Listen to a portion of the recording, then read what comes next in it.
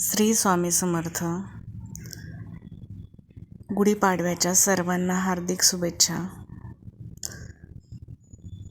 गुढीपाडव्याची सुरुवात सकाळी 5 वाजल्यापासून तर झाली, पण 7 वाजता आणलेलं 70 रुपयांनी आणलेलं दूध सांडलं. याचं खूप वाईट वाटलं. तर सकाळी सकाळी दूध सांडलं म्हणून वैताग आला.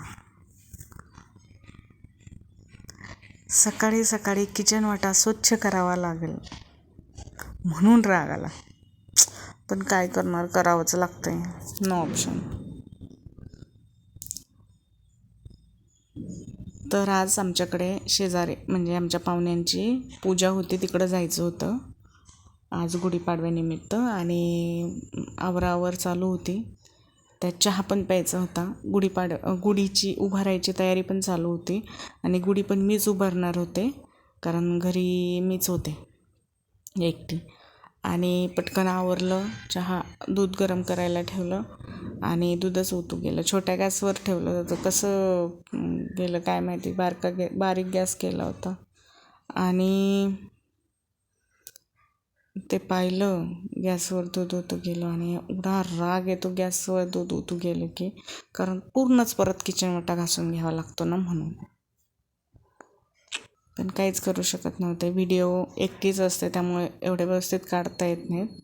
आणि गुढीची पण तयारी करत होते, म्हणून एका ठिकाणी मोबाईल ठेवला आणि माझी गुढी उभारायची तयारी चालू होती. घरी मी एकटीच असल्यामुळं मला काय असं काही नाही, स्त्रियांनी पुरुषांनी कोणी पण गुढी उभारायची असं काय नसतं. पण मग घरी कोणीच नव्हतं, मग उभारले मी. आणि मग गुढी उभारली, चहा पिऊन घेतला आणि गुढीचं साहित्य कालच सगळं आणून ठेवलं होतं आणि ती गुढी उभारली. काठी ती धुवून घेतली, साडी घेतली, त्याला ते हार वगैरे लावला, व्यवस्थित बांधली, कारण परत पडायला नको.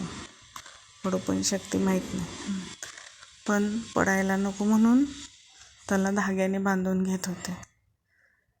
आणि असं काही बऱ्याच ठिकाणी असं म्हणतात की गुढी फक्त पुरुषांनीच उभारायची असते असं म्हणतात, पण ॲक्च्युली असं काही नसतं.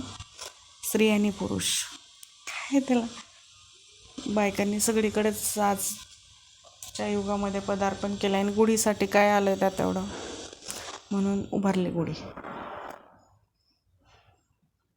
आणि गुढी उभारून घेतली. मध्ये मध्ये ही पण काम चालू होती, मध्ये मध्ये किचनकडे पण थोडंसं लक्ष द्यावं लागायचं आणि गुढी उभारायचे पण काम चालू होतं. तर सर्वांना मराठी नवीन वर्षाच्या हार्दिक शुभेच्छा. सर्वांना हे वर्ष सुखी समाधानी जावं ही स्वामीचरणी प्रार्थना. तर गुढी उभारून झाली होती. कशी गुढी उभारली होती ते सांगा, नक्की सांगा. चला तर बाय. श्री स्वामी समर्थ.